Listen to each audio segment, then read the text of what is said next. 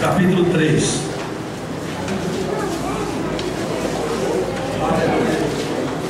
Livro da Gênesis, capítulo 3. Estarei lendo, os irmãos acompanhem. Versículo de 1 a 7. Livro da Gênesis, capítulo 3, verso 1 ao verso 7. Ora, a serpente era mais astuta que todas as alimárias do campo que o Senhor Deus tinha feito. E esta disse à mulher: é assim que Deus disse: não comereis de toda a árvore do jardim? E disse a mulher à serpente: do fruto das árvores do jardim comeremos, mas do fruto da árvore que está no meio do jardim, disse Deus: não comereis dele, nem nele tocareis, para que não morrais. Então a serpente disse à mulher: certamente não morrereis, porque Deus sabe que no dia em que dele comerdes, se abrirão os olhos, vossos olhos, e sereis como Deus, sabendo o bem e o mal. E vendo a mulher que aquela árvore era boa para se comer, e agradável aos olhos, e árvore desejável para dar entendimento, tomou do seu fruto e comeu, e deu também a seu marido, e ele comeu com ela. Então foram abertos os olhos de ambos, e conheceram que estavam nus, e cozeram folhas de figueira, e fizeram para si aventais. Deus, a tua palavra foi lida, aplica a tua palavra em nossas vidas e nossos corações. Pai, diante desse quadro tão importante, Senhor, nós estamos aqui como ministro da tua palavra. Nos ensina através do teu Espírito Santo a tua palavra e abençoa a tua igreja em nome do Senhor Jesus Cristo. Amém. Poder aceitar, irmãos. Irmãos, nós estamos diante do texto que fala da queda de Adão e Eva. Adão e Eva foram criados perfeitos por Deus, sem pecado, não tinham malícia, não sabia exatamente o que era pecado, mas tinha uma condição para que eles vivessem nesse estado de inocência perfeita da criação de Deus. E eu sempre digo que o cristão verdadeiro, ele é inocente, ele não vê maldade nas coisas. Então Jesus, sabendo disso, advertiu para nós sermos prudentes como a serpente e simples como as pombas, porque às vezes a gente não vê maldade, mas as pessoas que nos cercam estão cheias de maldades, e você é levado exatamente por esse engano do diabo. E aqui esse texto fala exatamente que a serpente era astuta, e ela sabia como exatamente começar um diálogo, e ela começou o diálogo exatamente com aquilo que Deus tinha falado. Ela disse assim: é assim que Deus disse, não comereis de toda a árvore do jardim? Com certeza ela sabia que não era isso, mas ela queria puxar um diálogo com a Eva. E muitas vezes, irmãos, você recebe uma palavra de Deus, você é instruído pela palavra de Deus, mas o teu adversário, ele puxa um diálogo com você para tentar distorcer aquela palavra, para levar você para um outro rumo. Isso é astúcia do diabo. O diabo sabe como trabalhar dessa maneira. E disse a mulher, a serpente, de fruto das árvores, jardim, podemos comer sim do fruto da árvore.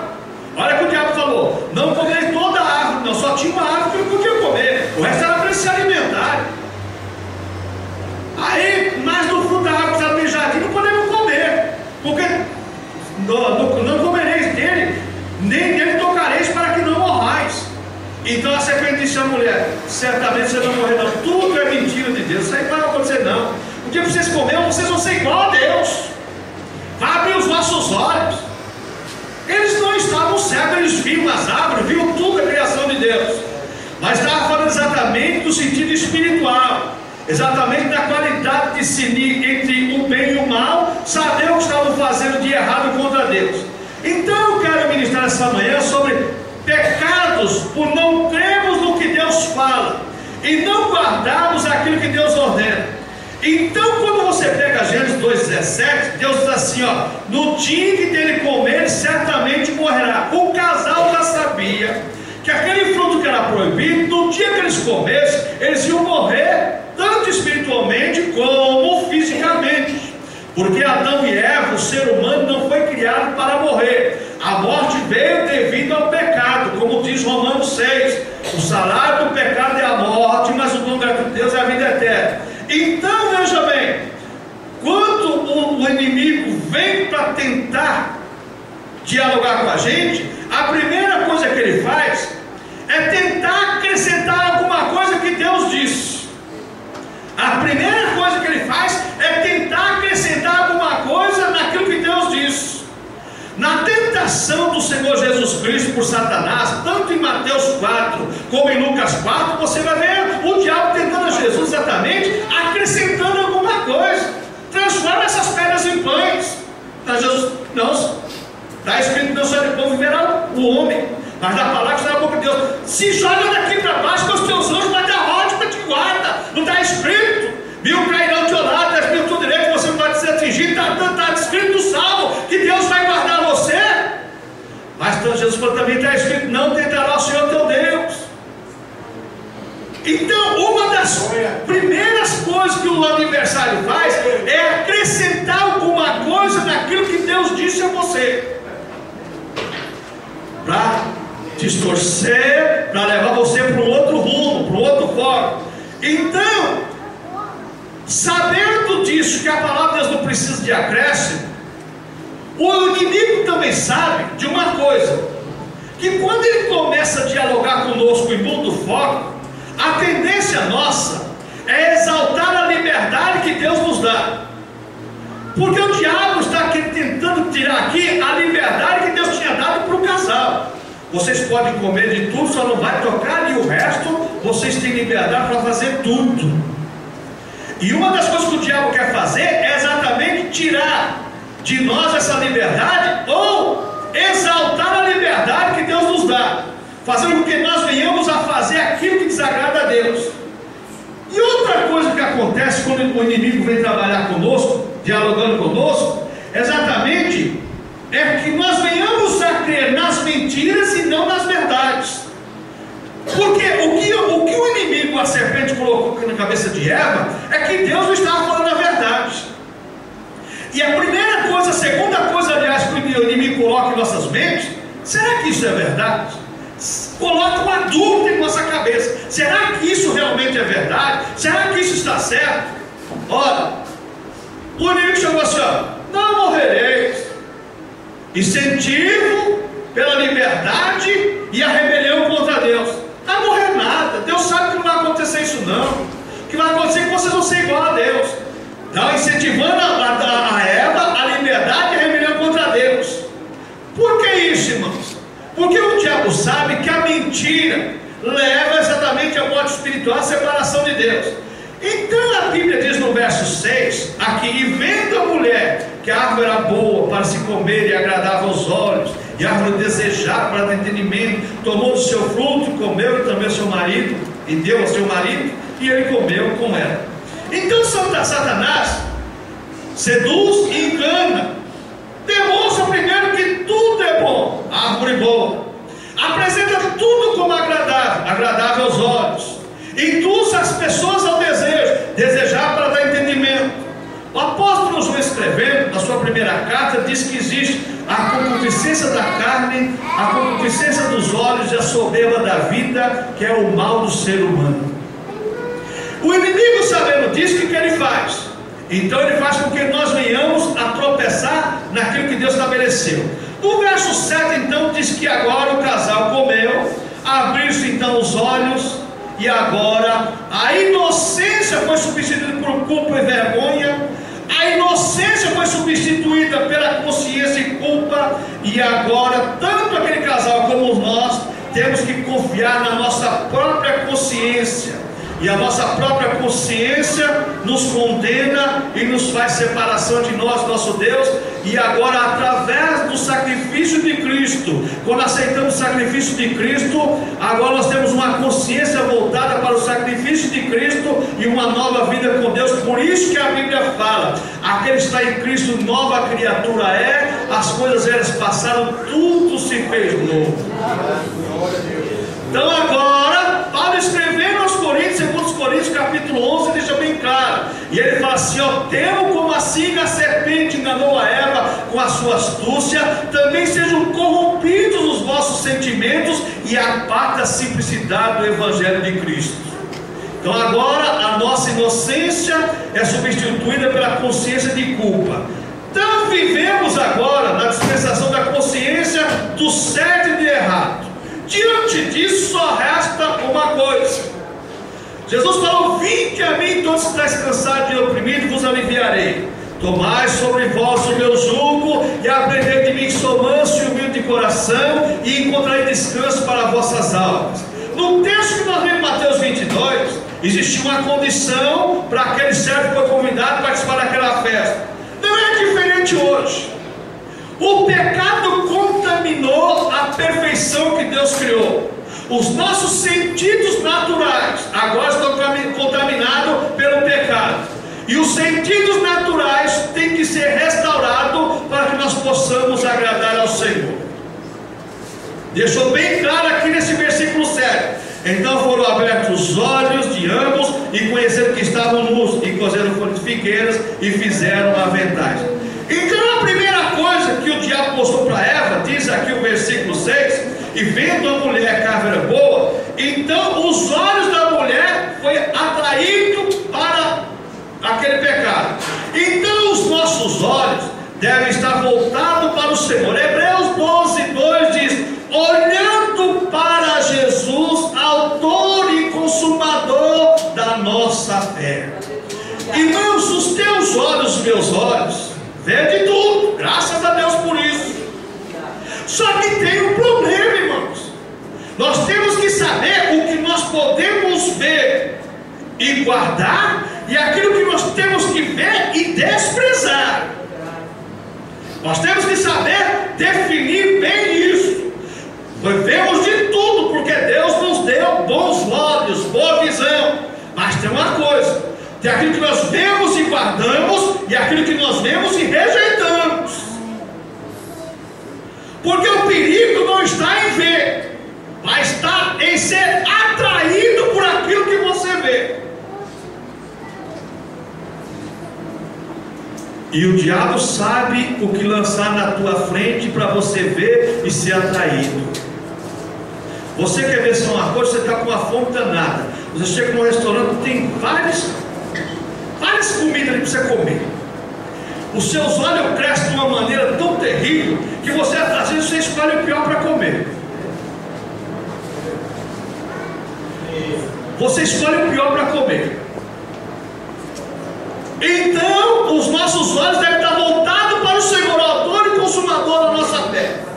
Os nossos olhos devem estar firmes em Deus e sua palavra. Isaías 45:22 diz: olhai para mim e sereis salvos. Se Adão e Eva tivessem olhado para a fruta, não, Deus mandou não comer, não vamos comer. Mas nós, ao invés dos nossos olhos estarmos olhando para o Senhor e sermos salvos, os nossos olhos muitas vezes estão olhando para as coisas do mundo, para as coisas que não nos traz salvação, pelo contrário, só nos traz condenação. Mas pastor, isso é utopia, isso aí é ufanismo, isso aí é ser retrógrado. Nós vivemos no século 21, nós temos que participar de todas as coisas. Cuidado com os teus olhos, podem ser induzidos por Satanás, e a tua alma pode ser ceifada por Satanás, porque ele sabe como conduzir as tuas vistas em separação a Deus. Ele pode tirar a sua visão do foco e colocar a tua visão em outra coisa. Você quer ver uma coisa? Você quer ver a pessoa tirar o foco de Deus? Começa a dar dinheiro para ela, começa ela a ganhar bem ou ganhar muito. Se ela não tiver com os olhos firmes em Deus, filho, o dinheiro vai ser o Deus dela. O dinheiro vai ser o Deus dela. Mas os nossos olhos, diz aqui: olhai para mim e sereis salvos. Você quer permanecer fiel a Deus? Não tire os teus olhos de Deus, da palavra de Deus. Permaneça firme e fiel, olhando para o Senhor, autor e consumador da tua fé, e um dia você vai estar eternamente com o Senhor.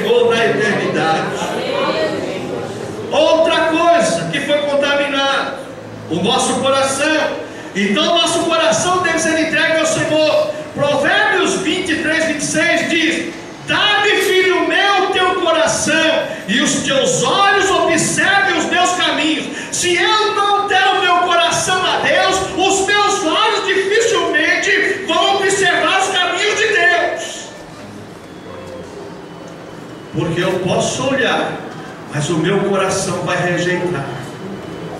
Sabe quando a moça olha para o rapaz e o olho vem, cresce, e o coração fica...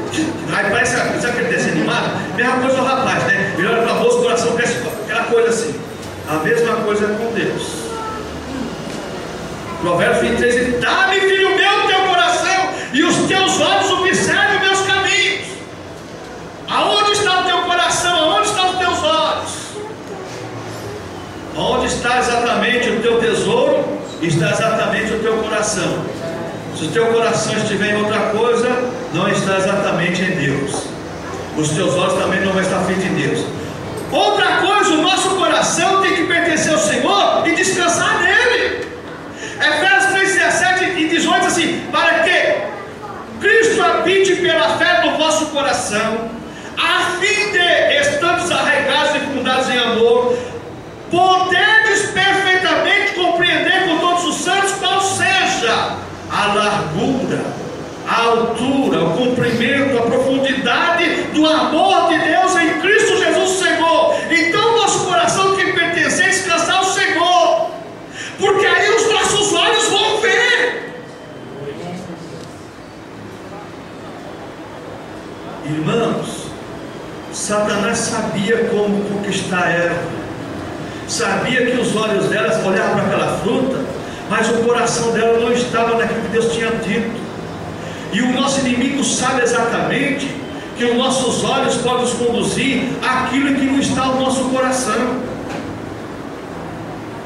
Se o nosso coração estiver voltado para Deus, e os nossos olhos estiverem fitos em Deus, não vai ter cilada do capeta, não vai ter amarra do cão, não vai ter nada que vai separar você do amor de Cristo. Mas esses dois órgãos têm que trabalhar juntos. Tem muita gente que vê a igreja como um ritual. Tem muita gente que vê a igreja como um compromisso. Tem muita gente que vê a igreja como, veja bem, simplesmente uma arca de proteção para levar a pessoa para o céu. Os olhos dela espirituais não vê nada além disso, e o coração dela não sente nada além disso.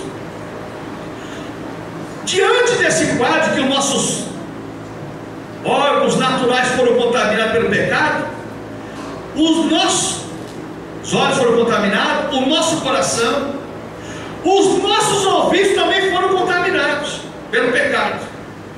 O diálogo da serpente com Eva também contaminou nosso ouvido. Paulo escreveu a Timóteo, diz que nos últimos tempos seriam tempos difíceis, porque as pessoas teriam comichão no ouvido. Sabe o que é comichão no ouvido? Para você entender, comichão no ouvido é o seguinte: é a igreja estar se alegrando e a pessoa conversando com outra pessoa.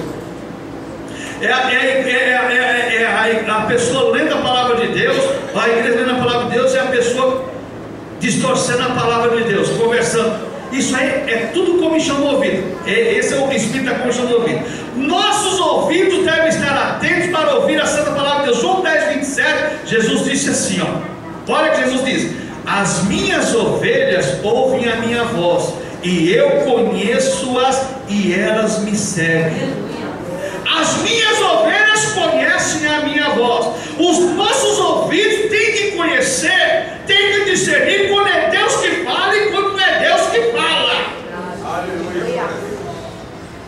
João, na sua primeira carta, no capítulo 4, diz: filhinhos, examinar-se todos os espíritos provém de Deus.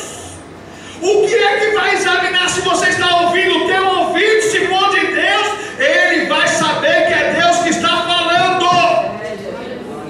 Você não vai ser enganado, não. Mas se o teu ouvido continuar contaminado pelo pecado, você não vai discernir. Deus pode falar e você não vai entender nada. Pelo contrário, vai sair murmurando. Vai sair murmurando. Os deve ouvir em todo o tempo o Senhor. Isaías capítulo 50, verso 4, diz assim: olha, o Senhor desperta-me toda manhã, desperta-me o ouvido para que ouça com aqueles que aprendem. O Senhor me desperta todas as manhãs, desperta-me o ouvido para que ouça. Quando Deus nos desperta, que Deus nos acorda, já está fazendo o nosso ouvido ouvir a Ele. O que é que você ouve? A primeira coisa que você ouve quando você acorda de manhã, talvez você ouve a sua própria voz reclamando: oh, mas já deu hora de trabalhar, oh, já deu hora de sair, essa noite foi tão curta.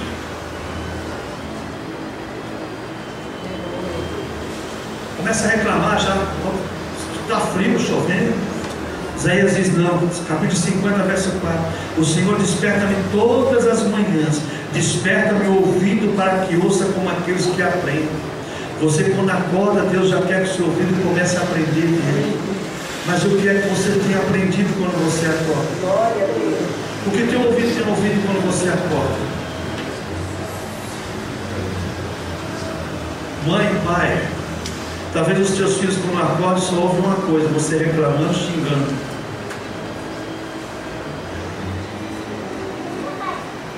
O que os nossos ouvidos estão ouvindo quando nós acordamos?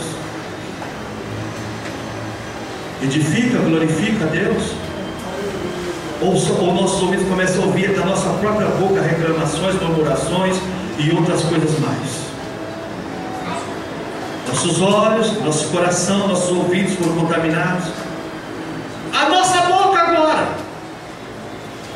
Olha, irmãos, um casal perfeito, uma mulher perfeita, trocando ideia com o diabo.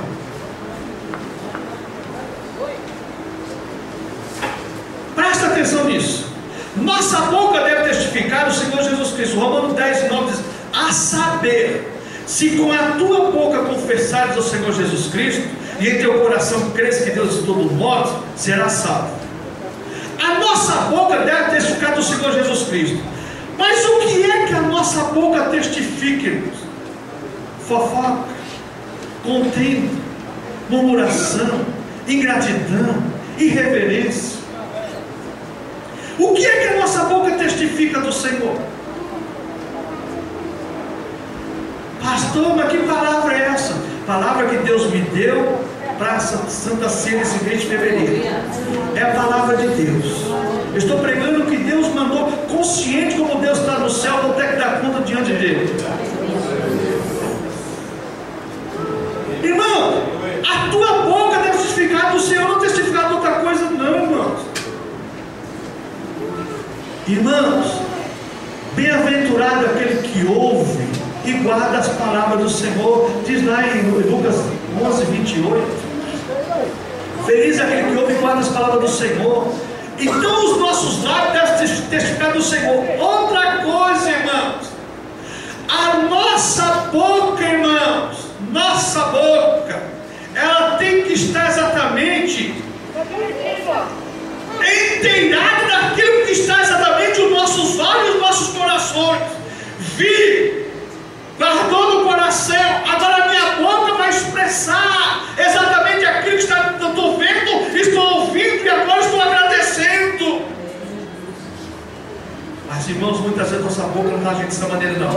Outra coisa, irmãos, a nossa voz. A nossa voz somente falar do nosso amado. Cantares 2,16 diz assim a noiva: o meu amado é meu e eu sou dele, ele apacenta o seu rebanho entre os lírios. A nossa voz deve exaltar o nosso amado, porque ele nos salvou, nos resgatou, pagou o preço do pecado que nós devíamos para Deus. Mas muitas vezes a nossa voz, ela exalta tudo, mas mesmo o nosso amado. Mas a noiva de Cantares diz: o meu amado é meu e eu sou dele. Aleluia, irmãos. Onde está a nossa voz? Diante dessa fidelidade da noiva, esposas em cantares, que ela apresenta isso para o Senhor Deus. Nossa voz, somente falar do nosso amado. Às vezes nossa voz fala tanto, né, irmãos? Tantas coisas, menos do nosso amado. Outra coisa, irmãos, foi contaminado nossos lábios. Nossos lábios devem sempre louvar ao Senhor. Hebreus 13:15 diz assim, ó: portanto, oferecemos sempre por Ele a Deus sacrifício e louvor, isto é, o fruto dos lábios que confessam o seu nome. Nossos lábios devem sempre louvar ao Senhor. É o sacrifício vivo que apresentamos a Deus. Nossos lábios exaltando e glorificando ao Senhor. Mas às vezes os nossos lábios, irmãos, tem nada não. Às vezes a mulher, os lábios só para colocar batom, né? E o homem para falar como deveria falar. Seus lábios é santo, irmãos. Sua boca é santa. Sua voz é santa. Se você é cristão.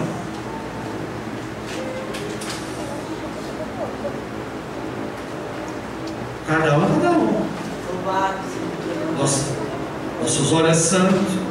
Lá em Apocalipse Jesus falou assim, ó: aconselho que de mim compre colírio para que vejas. Você quer ver? No céu tem colírio. Como é que eu vou comprar colírio no céu, pastor? Oração e jejum, leitura da palavra. Deus vai derramar, não vai mandar um frasquinho de colírio, não. Ele vai mandar um balde. Vai mandar um balde de colírio para você ver. Aconselho de mim, compre colírio para que vejas.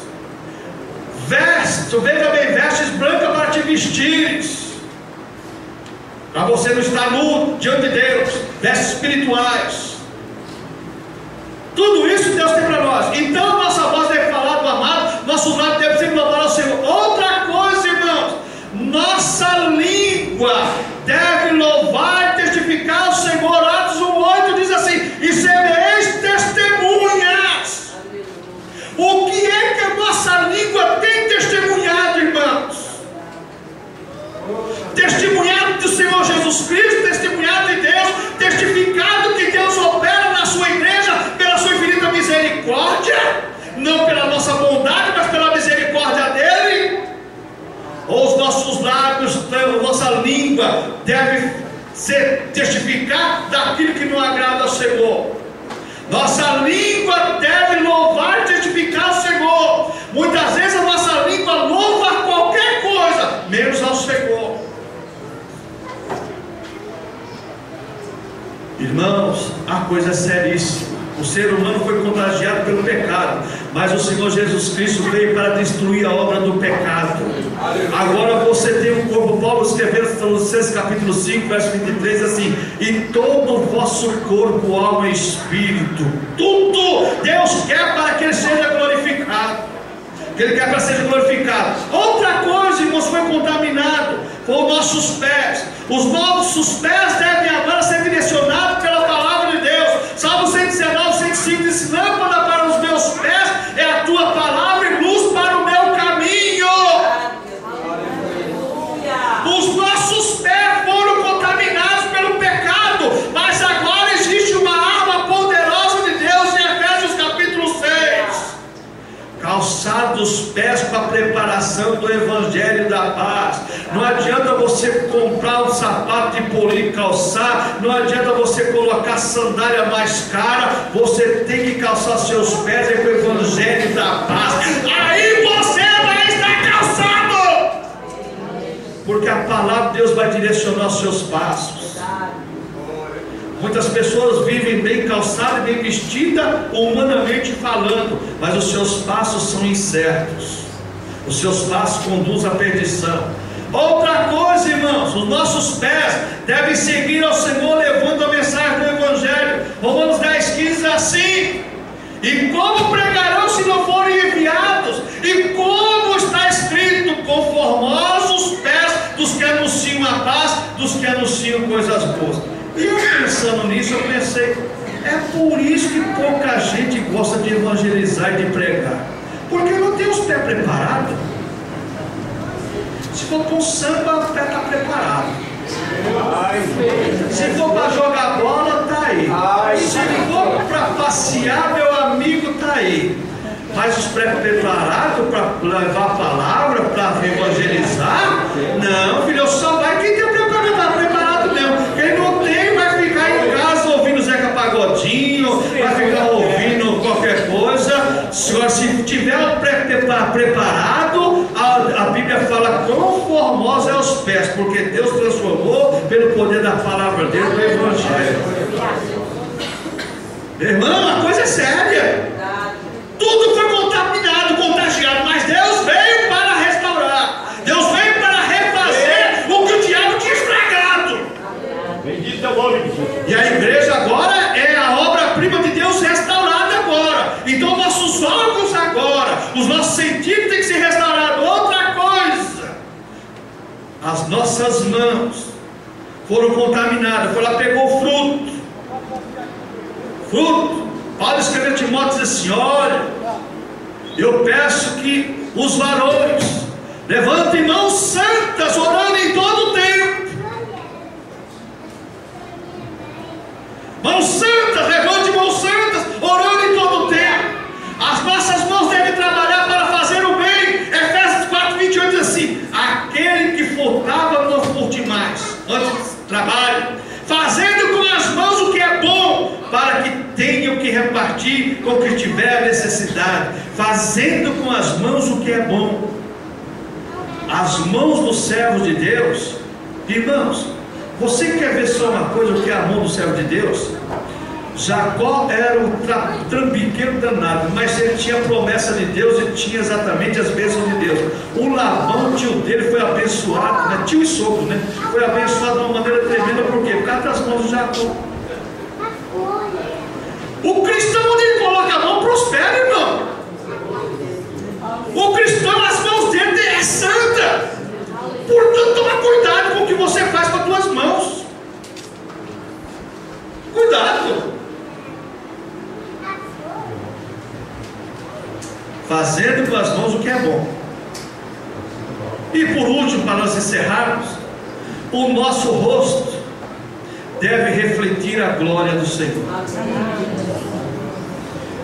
Paulo escrevendo aos Coríntios, 2 Coríntios 3:18, diz assim: mas todos nós, com cara descoberta, refletindo como um espelho a glória do Senhor, somos transformados de glória em glória, na mesma imagem como pelo Espírito do Senhor. O que o nosso rosto testifica, testemunha? O que o nosso rosto resplandece? Paulo escrevendo aos Coríntios, nesse mesmo texto, diz assim: olha, ainda que o homem exterior se corrompa, aquela palavra corromper, consumir, vem as rugas, vem a velhice, o homem interior se renova dia a dia. Você pode ter o seu rosto cheio de rugas, mas o brilho de Cristo tem que estar nele. Você pode ter um rosto bonito, um rosto de Miss Brasil, mas se não tiver o brilho de Cristo, não adianta nada. Você pode ser um jovem ator, o jovem mais bonito do planeta Terra, se não tiver o brilho de Cristo, não adianta nada. Para a Bíblia é sagrada, para o Senhor Jesus Cristo. Agora para o mundo é diferente. Lá você vai ter exatamente desfile para você provar que você é bonita, você é bonito. Mas para Deus é o nosso rosto. Diz aqui em 2 Coríntios 3:18: mas todos nós, com cara descoberta, refletindo como um espelho a glória do Senhor, somos transformados de glória em glória, na mesma imagem como pelo Espírito do Senhor. Conclusão, irmãos: vivemos pela palavra do Senhor ou pelas palavras humanas do inimigo? Eva e Adão tinha o princípio de viver pela palavra de Deus, mas deu ouvido à voz de Satanás. Eu sempre digo que as pessoas ouvem a palavra de Deus na igreja, mas quando ela sai da igreja, ela vai ouvir uma outra voz. E aí você tem que decidir bem se é Deus que está falando, se é o adversário que está tentando tirar as palavras da tua cabeça, da tua mente, do teu coração. Vivemos ouvindo a palavra do Senhor ou somos ouvintes negligentes, como diz Tiago? Que o homem que ouve a palavra de Deus, lê a palavra de Deus, e é como aquela pessoa que chega no espelho, né, que não guarda a palavra, olha para o espelho, vê a cara assim, por que será que eu sou mesmo, hein? Então ela tem que olhar de novo. Não lembra a sua fisionomia.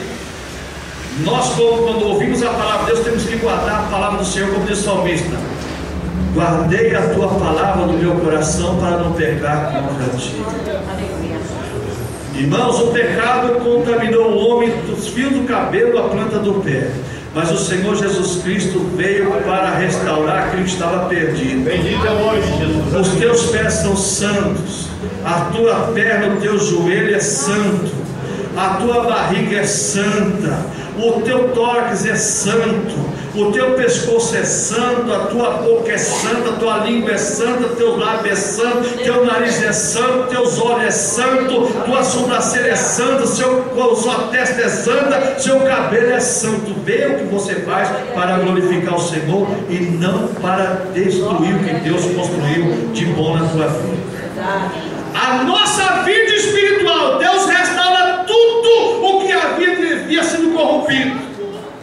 Mas o inimigo não cessa de trabalhar para destruir o que Deus constrói. O inimigo não para de trabalhar. Deus salva a pessoa, tira todos aqueles malévolos, aqueles mal que o pecado colocou na pessoa. Deus restaura tudo de novo. Mas o diabo não vai ficar em paz enquanto não colocar lepra nesse templo, que é exatamente o pecado.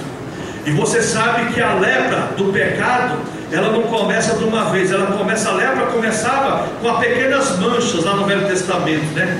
E a mesma coisa é hoje. O pecado, para contaminar o nosso corpo, ele começa com pequenas coisas. Mas que Deus venha nos dar graça, irmãos, para que nós tenhamos nosso corpo em santidade para agradarmos ao Senhor.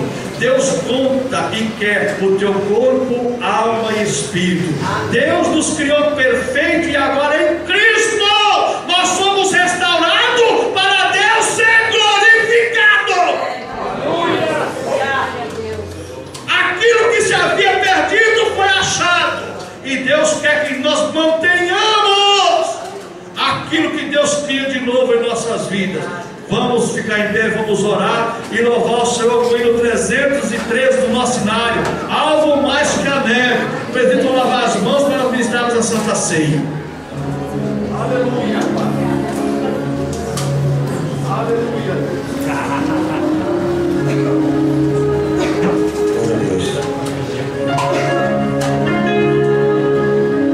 Bendito seja o Cordeiro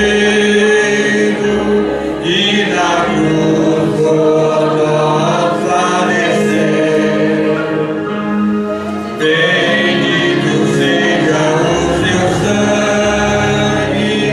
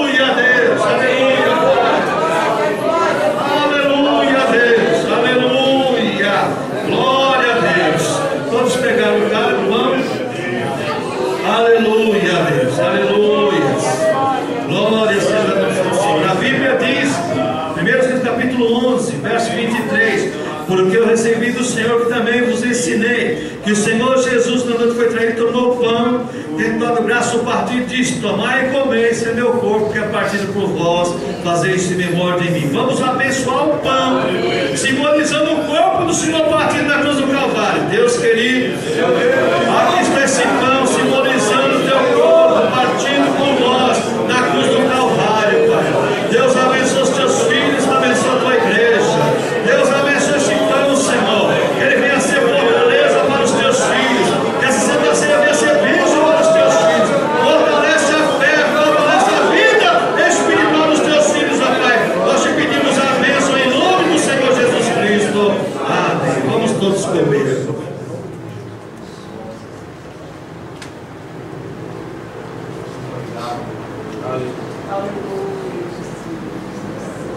Aleluia, Deus. Descendai, irmãos. Aleluia, Deus. Aleluia.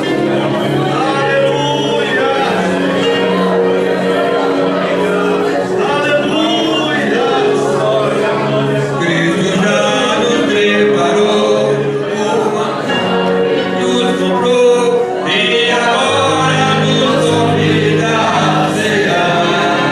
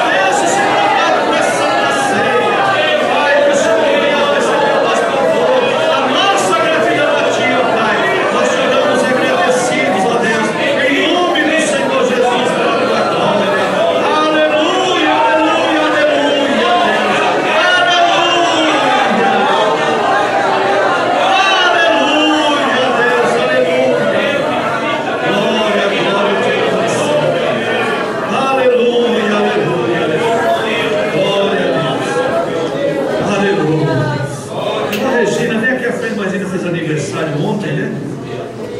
Tem mais alguém aniversário essa semana? Irmã Regina, quer mais alguém aniversário essa semana? Vamos orar pela irmã Regina, né?